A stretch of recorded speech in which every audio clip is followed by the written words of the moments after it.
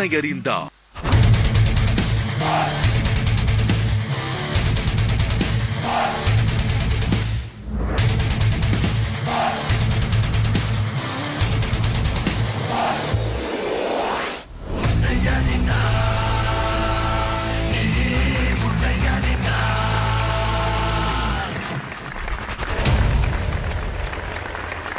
Welcome back. இன்னொரு episode of Unnai அறிந்தால்.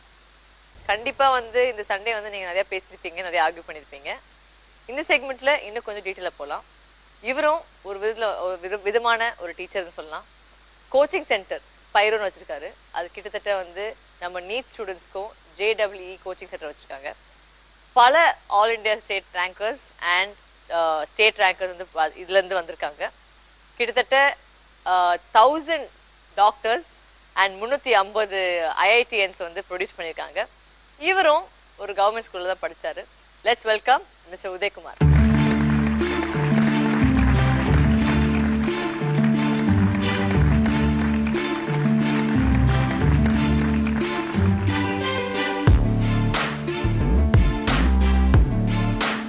இன்ட்ரடக்ஷனே பெருசாக இருந்துச்சு. பல பேரை நீங்கள் உருவாக்கிக்கிங்க.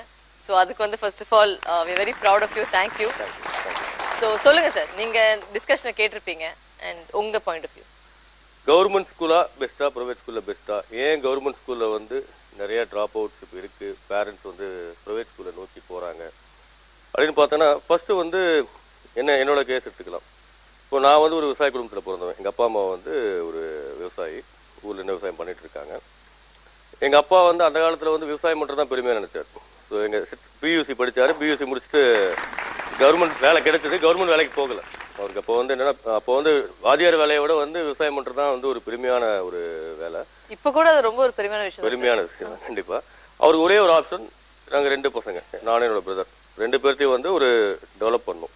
ஸோ அப்போ அவருக்கு என்னன்னா, அவர் அந்த தொழில், விவசாயம் தொழில் செய்கிறது எல்லாமே எங்களை அடுத்த ஒரு கல்வியில், ஒரு எஜுகேஷனில் நல்ல நிலைமை கொண்டு அவரோட அந்த வாழ்க்கையோட ஃபுல் பர்பஸே அதுதான்.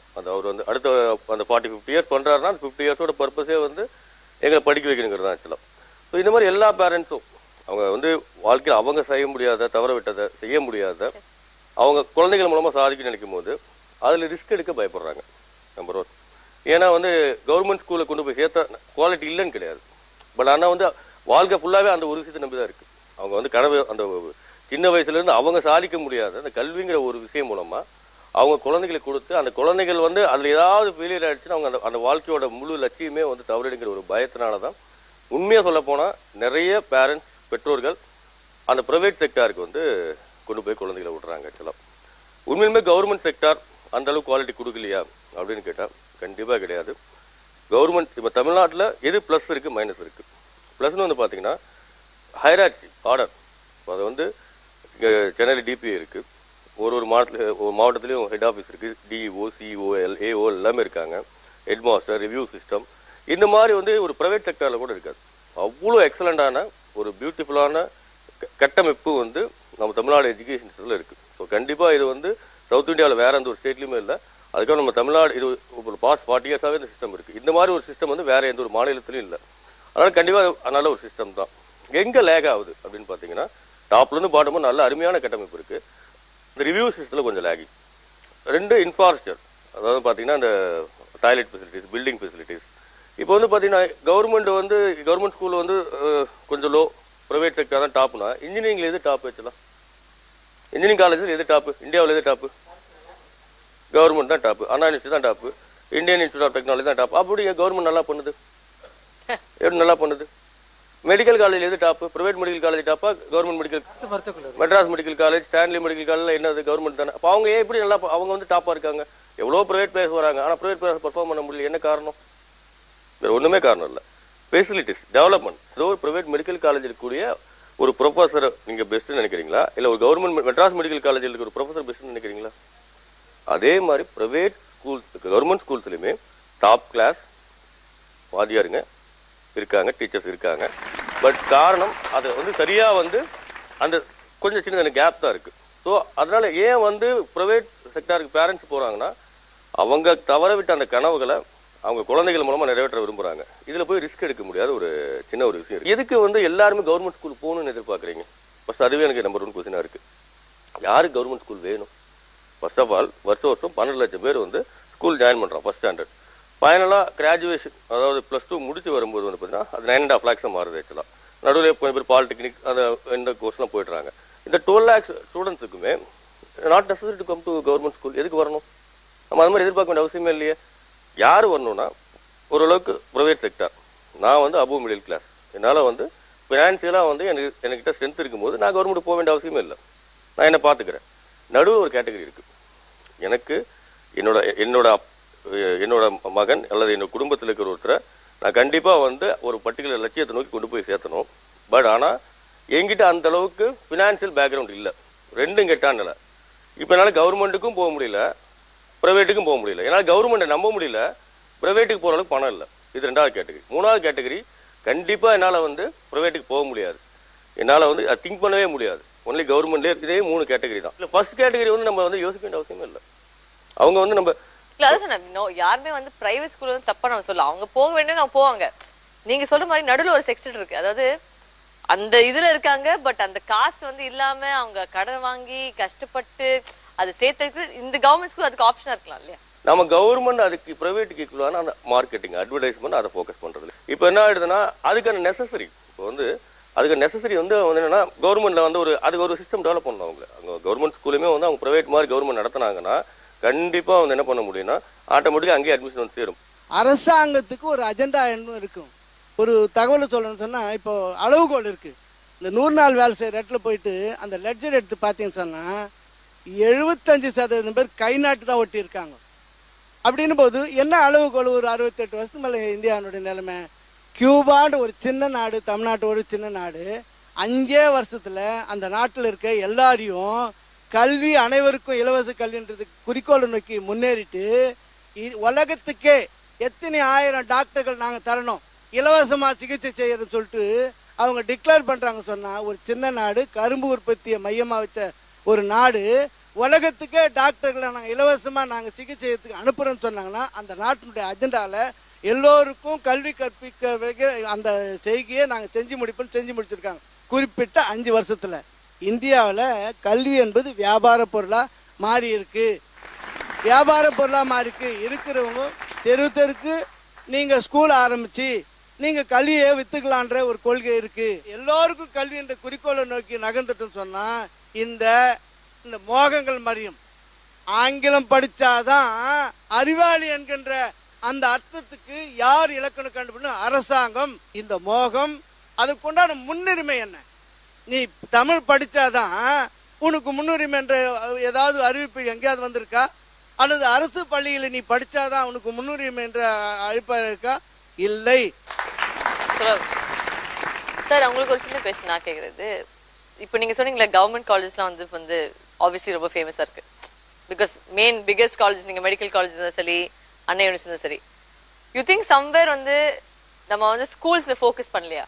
கண்டிப்பா. Maybe we are focusing only on colleges ஜாஸ்தி. நீங்க எக்ஸாக்ட்டா சொன்ன மாதிரி காலேஜ் கான்சன்ட்ரேட் பண்ற மாதிரி நம்ம ஸ்கூல் லெவல்ல வந்து இன்னும் கொஞ்சம் பெரிய பெரிய பில்டிங் கட்டுங்களேன். என்ன ப்ராப்ளம் இருக்கு? பெரிய பில்டிங் கட்டுங்க. இன்ஜினியரிங் காலேஜ் மாதிரி பெரிய பில்டிங் கட்டுங்க.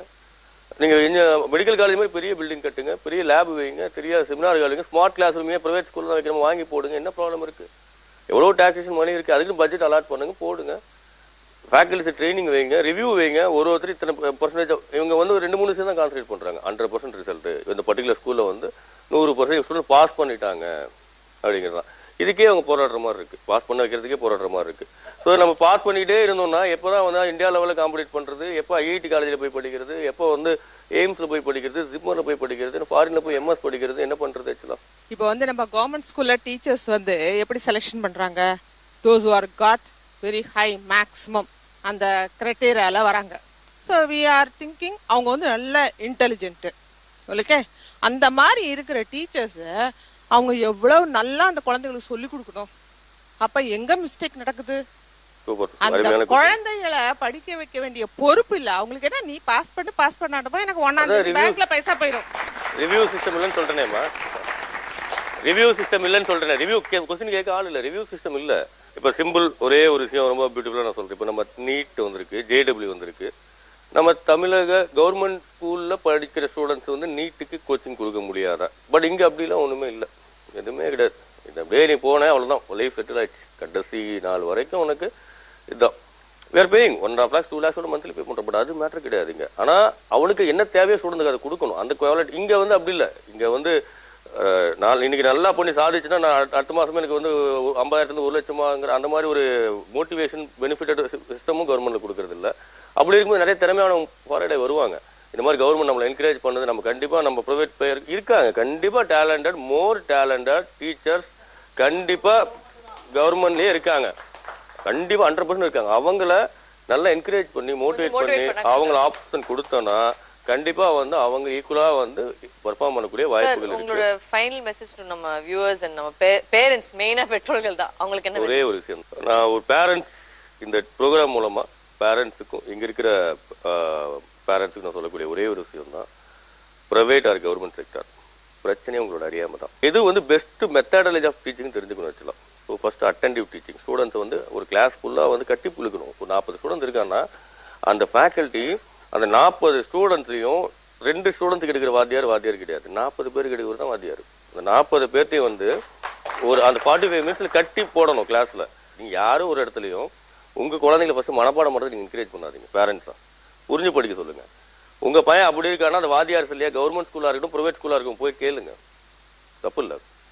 எஜுகேஷன் சிஸ்டம் கவர்மெண்ட் மாற்றணும்னு நினைக்காதீங்க, நீங்கள் தான் மாற்றணும். கவர்மெண்ட் என்ன போய் மாற்றும்? கவர்மெண்ட் நல்லா சம்பளம் கொடுக்குது, நல்லா பட்ஜெட் அலாட் பண்ணுது. உங்கள் பையனுக்கு என்ன வேணுங்கிறது நீங்கள் தான் டிசைட் பண்ணணும். ஏன் கவர்மெண்ட் எதிர்பார்க்குறீங்க? எல்லாமே நீங்கள் வந்து விட்டுட்டு எல்லாம் அதுதான் உங்களோட அறியாமல். நீங்கள் எதையுமே யூஸ் பண்ண மாட்டீங்க. உங்களோட அறியாமல் தான் பிரச்சனையே. நீங்கள் போய் கேளுங்க, என் பையனுக்கு எது பெஸ்ட் எஜுகேஷன் சிஸ்டம், நோட்ஸ் எடுத்து வாங்கி படிச்சு ஏதாவது பேரண்ட்ஸ் பார்த்துருக்கீங்களா? அவங்க சிலபஸ் ஃபுல்லாக கவர் பண்ணி செக் பண்ணியிருக்கீங்களா? நம்ம எதுவுமே செய்யறதில்ல. ஆனால் சிம்பிளாக ப்ளேம் மட்டும் பண்ணுறோம். ஸோ உங்களோட அறியாமல் தான் பிரச்சனை. அது ப்ரைவேட்டாக கவர்மெண்ட்டாங்கிற மேட்டர் இல்லை. ஸோ இது கண்டிப்பாக உங்கள் அறியாமையை போக்குனீங்கன்னா இந்த கவர்மெண்ட் ஸ்கூலில் கண்டிப்பாக எஜுகேஷன் சிஸ்டம் இம்ப்ரூவ் ஆகும். கவர்மெண்ட் ஸ்கூலில் 100% நிறையா ஸ்டூடெண்ட் ஜாயின் பண்ணுவாங்க.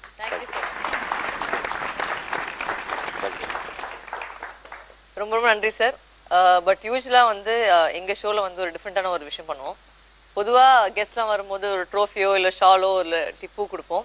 நாங்கள் இந்த ஷோ மூலியமாக அதெல்லாம் ஸ்டாப் பண்ணிவிட்டு உங்கள் பேரில் உங்கள் சார்பில் ஒரு அனாதாசத்தில் வந்து அன்னதானம் பண்ணியிருக்கோம். ஸோ இது நீங்கள் சைன் பண்ணிங்கன்னா இது வேலிட்.